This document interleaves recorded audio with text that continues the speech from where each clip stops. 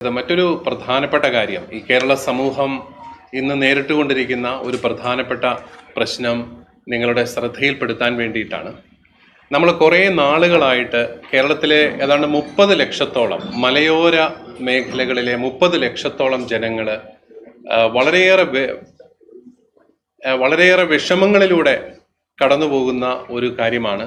പ്രത്യേകിച്ചും ecologically sensitive area, പരിസ്ഥിതി ലോല പ്രദേശം നിർണയവുമായിട്ട് ബന്ധപ്പെട്ട് അത് കേരളത്തിൻ്റെ എല്ലാ മേഖലകളിലും ഉണ്ട്. അങ്ങ് അമ്പൂരി മുതൽ മലബാർ വരെയുള്ള പ്രദേശങ്ങളിൽ ഈ ഒരു വലിയ ഒരു പ്രശ്നമുണ്ട്.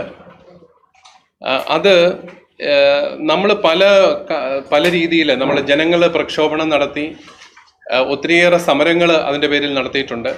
ഗവൺമെൻറ് ആണെങ്കിലും പല കമ്മീഷനുകളെ നിയമിച്ചു, പ്രത്യേകിച്ച് വുമൻ കമ്മീഷനെ വെച്ചു. അത് കഴിഞ്ഞും ഗവൺമെൻറ് പല പരിശ്രമങ്ങളൊക്കെ നടത്തി.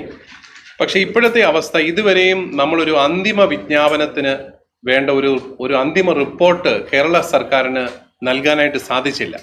മറ്റ് സംസ്ഥാനങ്ങളെല്ലാം കൊടുക്കുമ്പോഴും കേരളത്തിൽ അത് ചെയ്യാനായിട്ട് സാധിക്കുന്നില്ല. ഇപ്പോൾ 6ാമത്തെ കരട് വിജ്ഞാപനം ജൂലൈ 31 നടത്തി കേന്ദ്ര ഗവൺമെൻറ്. 2 മാസമാണ് അതിൻ്റെ ജനങ്ങൾക്ക് അതിന് പരാതി നൽകാനായിട്ട് 2 മാസം അനുവദിച്ചു. അതിനകത്തെ നടപടിക്രമങ്ങളിൽ വീഴ്ച കണ്ടെത്തിയത് കൊണ്ടാവാം ഹൈക്കോടതി അത് സ്റ്റേ ചെയ്തിട്ടുണ്ട്. 1 മാസവും കൂടെ അത് നീട്ടിയതായിട്ട് നമുക്ക് മനസ്സിലായി.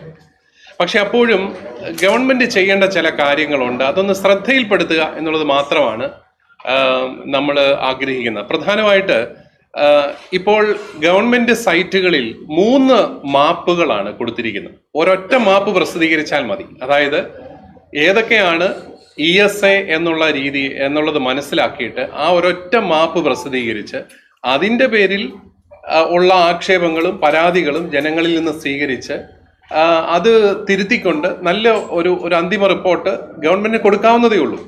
പക്ഷേ ഒന്നാമതായിട്ട് ഇതിൻ്റെ കാര്യങ്ങളൊന്നും ജനങ്ങളെ അറിയിക്കുന്നില്ല. പഞ്ചായത്തുകളിലൊന്നും പ്രോപ്പറായിട്ടുള്ള അറിയിപ്പ് കിട്ടുന്നില്ല. ഇപ്പം ഈ 2 മാസമായി അവസാനം തീരാറായപ്പോഴാണ് ഒരു മാപ്പ് പ്രസിദ്ധീകരിക്കുന്നു. അത് വില്ലേജിൻ്റെ മാപ്പ് പ്രസിദ്ധീകരിച്ചു, പിന്നെ കഡസ്ട്രൽ മാപ്പ് പ്രസിദ്ധീകരിച്ചു. ഇത് 2 സൈറ്റുകളിലായിട്ട് പ്രസിദ്ധീകരിച്ചു. അവസാനം പരാതികൾ കൂടിയപ്പോൾ സെപ്റ്റംബർ 28 അവസാന ദിവസമായിരുന്നു. അതിൻ്റെ തൊട്ട് തലേന്ന് ഈ ജിയോ കോർഡിനേറ്റ്സ് ഉൾപ്പെട്ടുള്ള ഒരു മാപ്പും കൂടെ പ്രസിദ്ധീകരിച്ചു. ഇപ്പം 3 മാപ്പുണ്ട്. ഇപ്പം ജനങ്ങൾക്ക് വളരെയേറെ ആശയക്കുഴപ്പമാണ്. ഇത് ഏതാണ് ഇവർ കൊടുക്കാൻ പോകുന്ന ഒരു പിടിയിൽ. വില്ലേജ് മാപ്പ് കേന്ദ്ര ഗവൺമെന്റിലേക്ക് ചെന്നാൽ കേന്ദ്ര ഗവൺമെന്റ് അവരുടെ മാനദണ്ഡം ഉൾക്കൊള്ളിച്ചുകൊണ്ട് 123 വില്ലേജുകളെ ESA വില്ലേജായിട്ട് പ്രഖ്യാപിക്കും. അതോടുകൂടി അവിടുത്തെ ജനങ്ങളുടെ ജീവിതം എല്ലാം ദുരിതപൂർണമാവുകയാണ്. അവരുടെ സ്ഥലത്തിന് വിലയില്ലാതാവുന്നു, അവർക്കവിടെ ജീവിക്കാനായിട്ട് സാധിക്കാത്തതായിട്ട് വരുന്നു. അവസാനം അവരെല്ലാം ആ പ്രദേശം വിട്ടുപോകേണ്ട ഒരു അവസ്ഥയിലേക്ക് വരികയാണ്. ഇത് കേരളത്തിലെ 30 ലക്ഷത്തോളം ജനങ്ങളെ വളരെ സാരമായിട്ട് ബാധിക്കുന്ന ഒരു പ്രശ്നമാണ്. പക്ഷെ ദൗർഭാഗ്യവശാൽ ഇതൊന്ന് വളരെ ജനകീയമായിട്ട് തന്നെ പരിഹരിക്കാവുന്ന ഒരു വിഷയം, അത് പരിഹരിക്കാനുള്ള നല്ല നടപടികൾ ഉണ്ടാകുന്നില്ല. ഞങ്ങൾ ആദരണീയനായ മുഖ്യമന്ത്രിയോടും മന്ത്രിമാരോടും ഗവൺമെന്റ് സെക്രട്ടറിമാരോടും എല്ലാം പല വേദികളിൽ ചർച്ചകൾ നടത്തി. ഒരു കാര്യത്തിൽ അവരെല്ലാം ഒറ്റക്കെട്ടാണ്, പ്രതിപക്ഷവും ഭരണകക്ഷവും ഒറ്റക്കെട്ടാണ്. അതായത് ജനവാസ മേഖലകളെ ESAയിൽ നിന്ന് ഒഴിവാക്കണം. അതിനകത്ത് യാതൊരു സംശയവുമില്ല. അതിൽ ഞങ്ങൾക്ക് വളരെയേറെ നന്ദിയുണ്ട്. കാരണം പ്രതിപക്ഷവും ഭരണപക്ഷവും ഒരുപോലെ ജനങ്ങൾക്ക് വേണ്ടിയിട്ട് നിൽക്കുകയാണ്. ജനവാസ മേഖലകളെ ഒഴിവാക്കണം. പക്ഷെ അതിൻ്റെ നടപടിക്രമങ്ങളിലേക്ക് വരുമ്പോൾ കാര്യമായ വ്യത്യാസങ്ങളൊന്നും കാണുന്നില്ല. ഇപ്പോൾ തന്നെ ഈ കാണുന്നത് പോലെ 3 വളരെ ആശയക്കുഴപ്പമുണ്ടാക്കുന്ന 3 മാപ്പുകൾ പ്രസിദ്ധീകരിച്ച് ജനങ്ങളെ കുഴപ്പത്തിലാക്കുന്ന ഒരു രീതിയിലേക്കാണ്. അന്തിമ മാപ്പ് അല്ലെങ്കിൽ അന്തിമ റിപ്പോർട്ടൊട്ട് പ്രസിദ്ധീകരിക്കാനും ജനങ്ങളുടെ പരാതികളും അതുപോലെ ആക്ഷേപങ്ങളും സ്വീകരിക്കാനും സർക്കാർ എന്തുകൊണ്ട് തയ്യാറാകുന്നില്ല എന്ന് ഞങ്ങൾക്ക് മനസ്സിലാകുന്നില്ല. അതുകൊണ്ട് അത് അവരുടെ ശ്രദ്ധയിലേക്ക് ഒന്ന് പെടുത്തി പൊതുസമൂഹം ഈ ഒരു വിഷയത്തിൽ ഗൗരവമായിട്ടുള്ള ഇടപെടലുകൾ നടത്തണം എന്നുള്ളൊരു അഭ്യർത്ഥനയുമായിട്ടാണ് ഞങ്ങൾ നിൽക്കുക. അപ്പോൾ ഞങ്ങൾ പ്രധാനമായിട്ടും ആഗ്രഹിക്കുന്നത് ഈ 3 മാപ്പ് എന്നൊക്കെയുള്ള ആ ഒരു കാര്യം കൊണ്ട് മാറ്റിയിട്ട് ഗവൺമെന്റ് ഏത് മാപ്പാണോ കേന്ദ്ര ഗവൺമെന്റിന് സമർപ്പിക്കാൻ ആഗ്രഹിക്കുന്നത് ആ മാപ്പ് ഗവൺമെന്റിന്റെ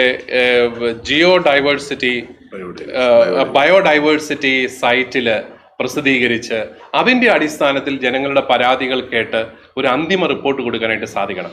അത് എൻ്റെ ഒരു വിചാരം ഒന്നോ രണ്ടോ മാസങ്ങൾ കൊണ്ട് നമുക്ക് ചെയ്യാവുന്ന ഒരു കാര്യം മാത്രമേ ഉള്ളൂ. കാരണം തത്വത്തിൽ പ്രതിപക്ഷവും ഭരണപക്ഷവും ഒറ്റക്കെട്ടാണ്. അതായത് ജനവാസ മേഖലകളെ പൂർണ്ണമായിട്ട് ഒഴിവാക്കണം.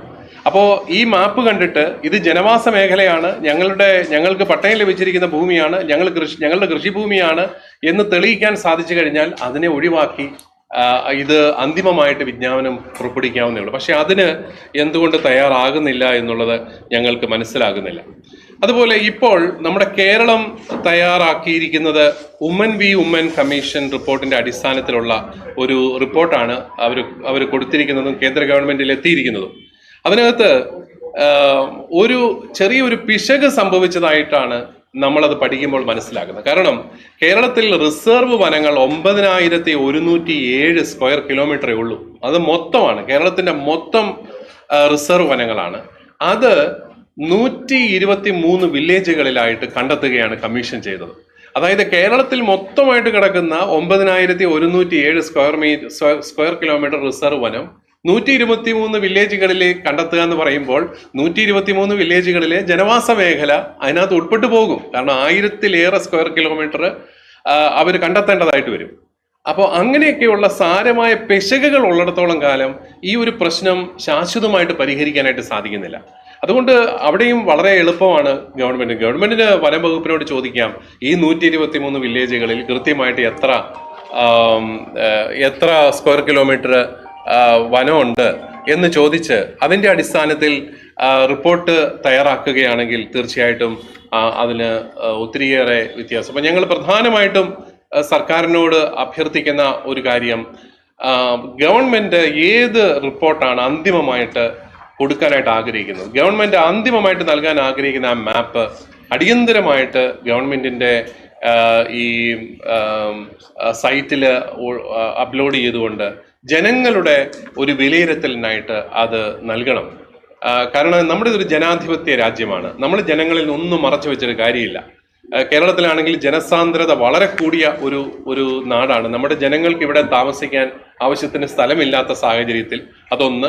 രണ്ടാമതായിട്ട് വനവിസ്തൃതി മറ്റ് സംസ്ഥാനങ്ങളെ അപേക്ഷിച്ച് വളരെ കൂടുതലാണ് കേരളത്തിൽ. വനം നമ്മുടെ കേരളത്തിന് ആവശ്യത്തിലേറെയോ ഉണ്ട്. അതുകൊണ്ട് ആ ഒരു കാര്യം കൂടെ പരിഗണിച്ചുകൊണ്ട് ജനങ്ങളുടെ ആവാസത്തെ സഹായിക്കുന്ന നിലപാടുകൾ സ്വീകരിക്കണം. അതിനുള്ള നടപടിക്രമങ്ങൾ ഉണ്ടാവണം.